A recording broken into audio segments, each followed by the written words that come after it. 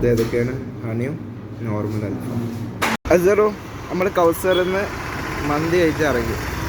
എങ്ങനെയുണ്ട് മന്തി? എങ്ങനെയുണ്ട് പറയും, സത്യസന്ധമായി പറഞ്ഞാൽ മതി. നമ്മൾ പിന്നെ അങ്ങനെ പുകയത്തൊന്നുമില്ല, ഉള്ള പോലെ പറയും. അടിപൊളി. എങ്ങനെയുണ്ട് അൽഫാം മന്തി? മന്തി കുഴപ്പമില്ല. നമുക്ക് മയോണീസ് പറ്റിയില്ല.